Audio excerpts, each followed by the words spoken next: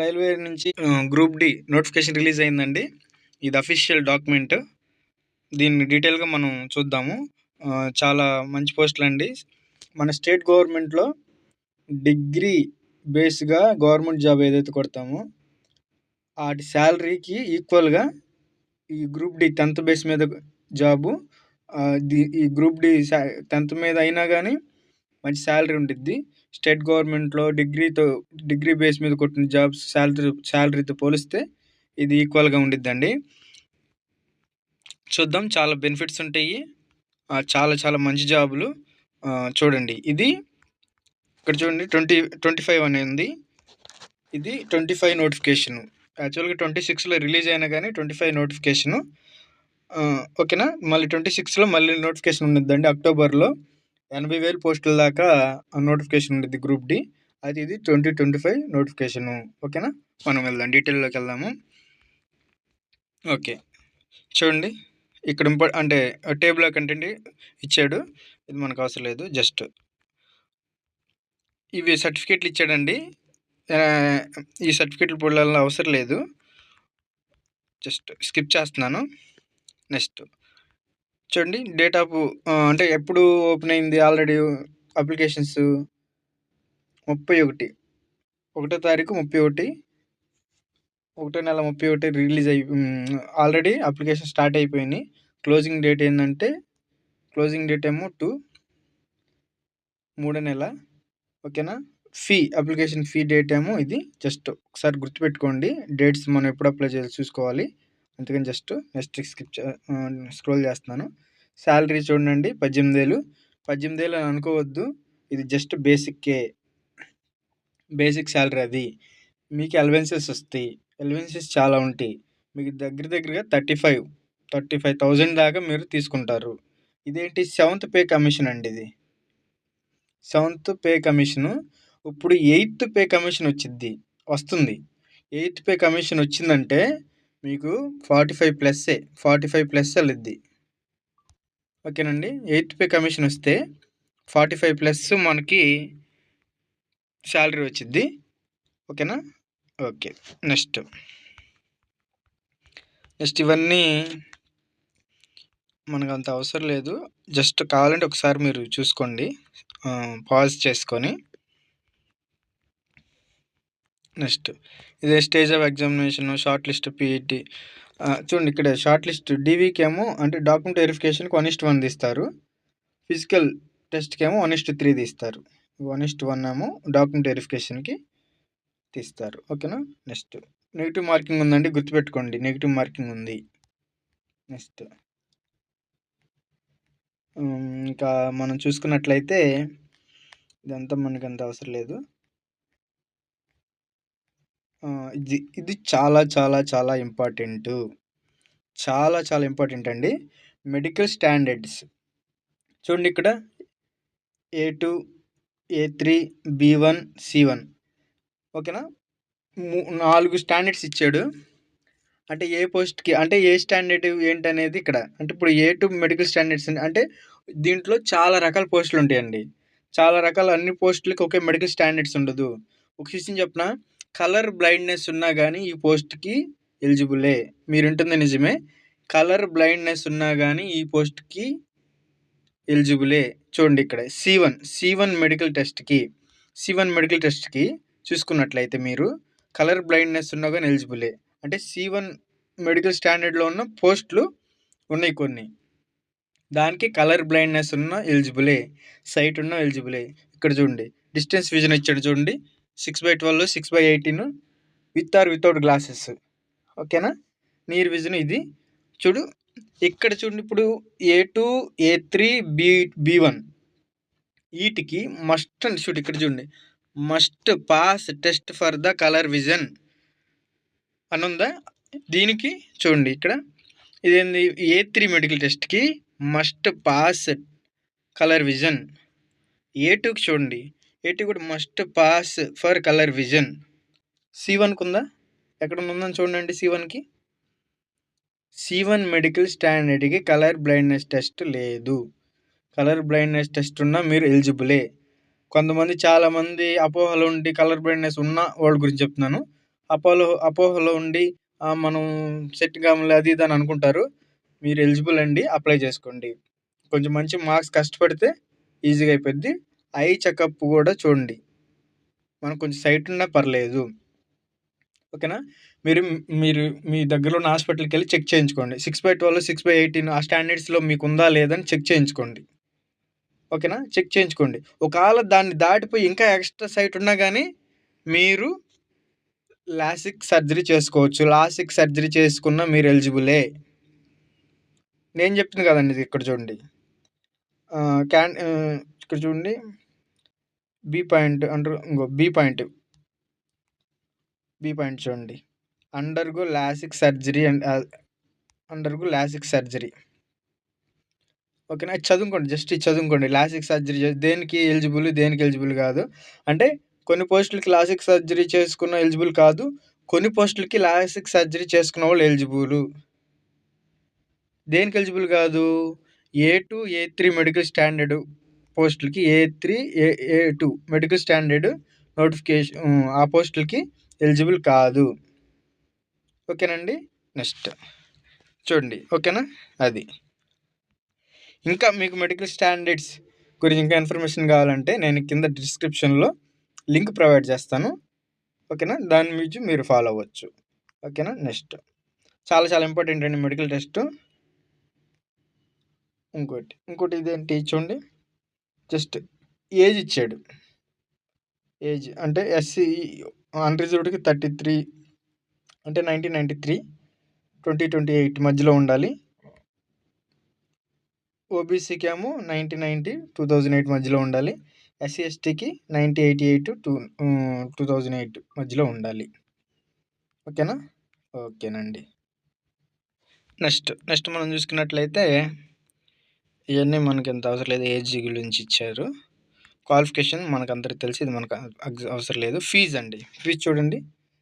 All క్యాండిడేట్స్‌కి 500 కానీ ఇక్కడ చూడండి ఎవరు female and male candidates SC, ST, ex service man, PWBD, female, trans and minorities, economical weaker section వీళ్ళందరికీ 250.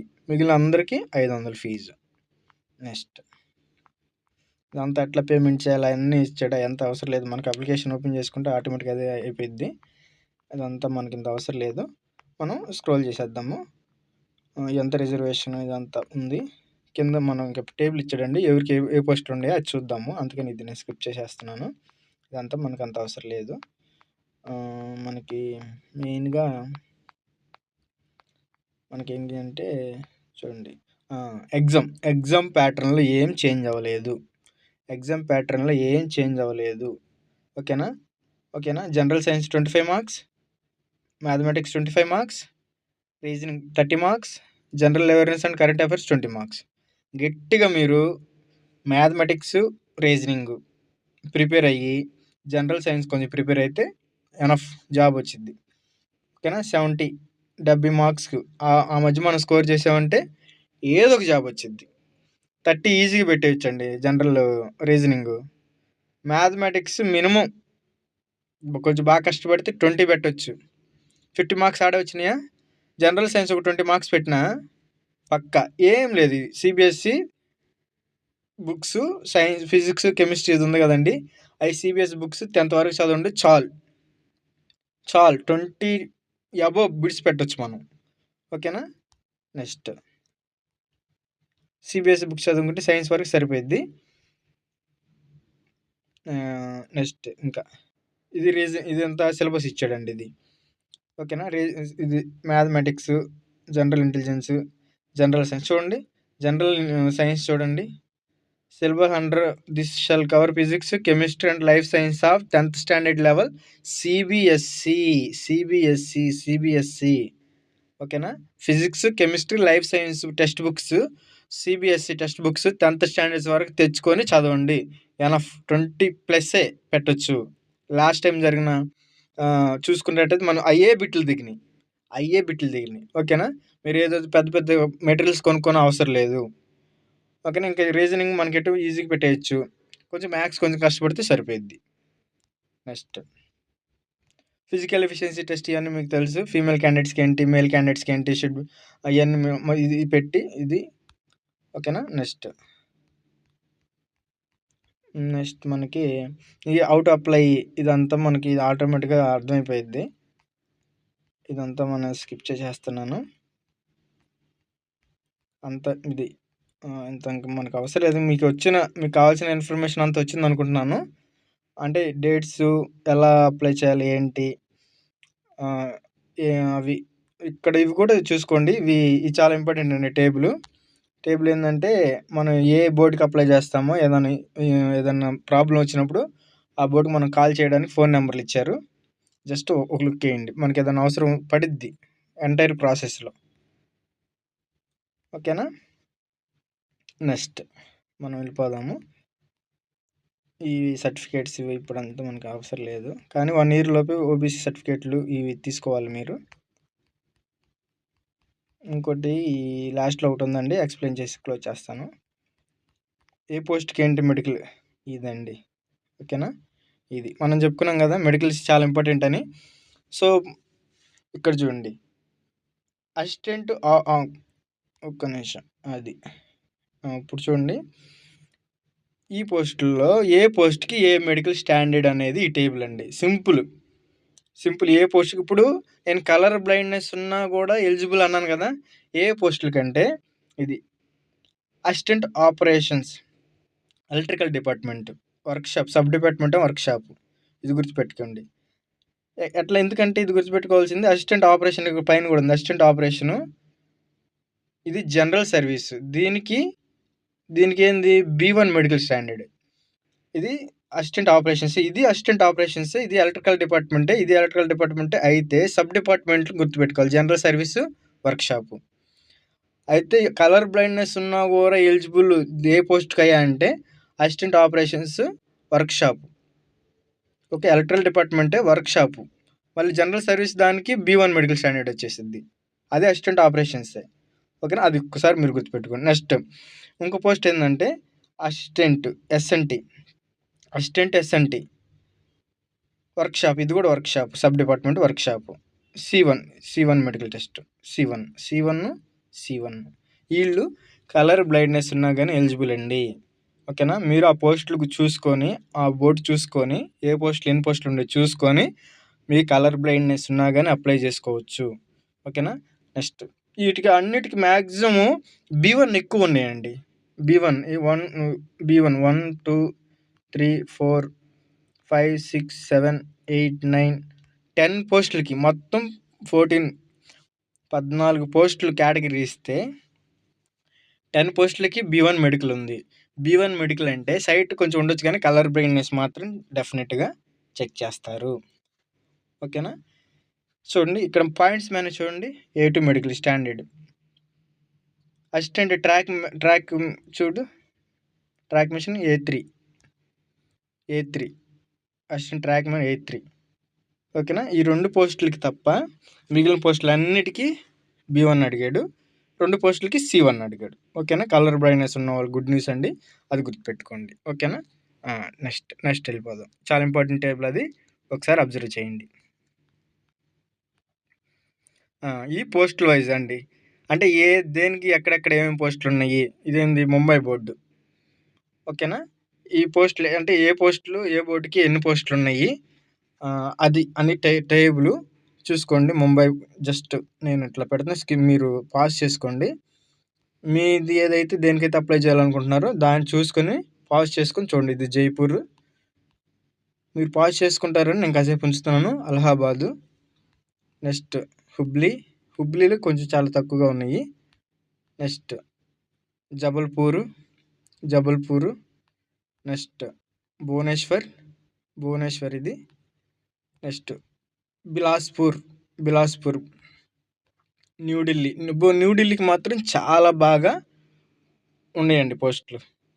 ఓకేనా. ఈసారి ఏందో న్యూఢిల్లీకి ఎక్కువ పోస్టులు ఇచ్చాడు. I think New Delhi government A government అండి? బీజేపీ. ఓకేనా. మీరు అర్థం చేసుకోవచ్చు. ఎక్కువ పోస్టులు ఇచ్చారు. Next southern railway Chennai. అది మనది చెన్నై సదరన్ రైల్వే. చూడు ఎక్కడ ఏమేమి పోస్టులు ఉన్నాయో మీరు చూసుకోండి. ఇది చూడండి, ఇక్కడ ట్రాక్ మ్యాన్ పోస్టులు కేటగిరీ వైజ్గా పోస్టులు ఇచ్చారు. చూసుకోండి ట్రాక్ మ్యాన్. నెక్స్ట్ పాయింట్స్ మ్యాన్కి ఎక్కువ ఉన్నాయి. ట్రాక్ మ్యాన్ ఎక్కువ ఉంటాయి, ఎందుకంటే ఎక్కువ చేయలేరు వాళ్ళు, మానేస్తూ ఉంటారు కాబట్టి ట్రాక్ మ్యాన్కి ఎక్కువ పోస్టులు ఉన్నాయి. చూడండి, ఓకేనా. Next Gorakhpur, Guwahati, metro Calcutta, Mumbai, Hajipur, Kolkata, Secunderabad. చూడండి, సికింద్రాబాద్ కూడా మనకి చూడండి పోస్టులు. సికింద్రాబాద్ పోస్టులు చూడండి ఎన్ని ఉన్నాయి మనకి. ట్రాక్ మ్యాన్ ఎక్కువ పోస్టులు ఉన్నాయి. Track man at the same time points man కొంచెం తక్కువగానే ఉన్నాయి. ఓకేనా. టోటల్ 128 పాయింట్స్ మ్యాన్ ఉంటే ట్రాక్ మ్యాన్ 653 పోస్టులు ఉన్నాయి. ఓకేనా. నెక్స్ట్ ఇది సికింద్రాబాద్. ఓకేనండి. ఇది ఇంతవరకు మీరు దేనికైతే ఎలిజిబుల్లో మీ పోస్టులు, మీ కేటగిరీ, మీ మెడికల్ స్టాండర్డ్ ఏంటో ముందర మెయిన్గా తెలుసుకోండి. రైల్వేకి మంచిగా మెడికల్ మాత్రం చాలా చాలా మంచిగా చూస్తారు. ఎక్కువ ఏమన్నా తేడా ఉన్నా తీసేస్తారు. కాబట్టి మీరు ముందుగానే మీ మెడికల్ స్టాండర్డ్ ఏందో మీరు తెలుసుకొని దాని ప్రకారం మీ మెడికల్ స్టాండర్డ్కి మీరు ఏ పోస్ట్కి ఎలిజిబుల్లో చూసుకోవాలి. మీరు ఎలిజిబుల్ ఉన్న పోస్టు మీరు అప్లై చేస్తున్న బోర్డులో ఎన్ని ఉన్నాయి, మీ కేటగిరీలో ఓబీసీకి ఎన్ని ఉన్నాయి, ఎస్టీకి ఎన్ని ఉన్నాయి, ఎస్సీకి ఎన్ని, అవి మొత్తం చెక్ చేసుకోవాలండి. చెక్ చేసుకొని మీకు టోటల్గా ఎన్ని పోస్టులకి ఎలిజిబుల్ అనేది మీరు ఒక ఐడియా వచ్చిన తర్వాత అప్లై చేయండి. ఏది పడితే అది అట్లా కాదు. ఓకేనా. మీ మెడికల్ స్టాండర్డ్ చూసుకోవాలి, మీ కేటగిరీ అంటే మీరు ఏ క్యాస్ట్, మీ క్యాస్ట్ని చూసుకోవాలి. అప్లై చేసే బోర్డులో మీ క్యాస్ట్కి ఫర్ ఎగ్జాంపుల్ ఓబీసీ అనుకోండి, సికింద్రాబాద్ బోర్డుకి నేను అప్లై చేస్తున్నాను. అప్లై చేస్తున్నప్పుడు నా మెడికల్ స్టాండర్డ్ ఉన్న పోస్ట్ ఏంటి, నా పోస్ట్ అసిస్టెంట్. దేంట్లో ఎలక్ట్రికల్ డిపార్ట్మెంట్లో అసిస్టెంట్ పోస్టులు ఉన్నాయా, ఓబీసీకి ఉన్నాయా లేదా అని చెక్ చేసుకొని మనం చేయాలి. ఓకేనండి. Thank you so much. మన ఛానల్ దయచేసి సబ్స్క్రైబ్ చేయండి. మనం అప్డేటెడ్ కంటెంట్ ఇస్తున్నాం, అఫీషియల్ డాక్యుమెంట్స్ ఇస్తూ ఉన్నాం. మన యొక్క యూట్యూబ్ ఛానల్ ప్రొఫైల్ పిక్ చూడండి. దాని మీద ఉన్న ప్రతి కంటెంట్, ప్రొఫైల్ పిక్లో ఉన్న ప్రతి కంటెంట్ ఇస్తూ ఉన్నాము. మన ఛానల్ దయచేసి సబ్స్క్రైబ్ చేసి లైక్ చేయండి, మీ ఫ్రెండ్స్కి షేర్ చేయండి. Thank you friends. Thank you all.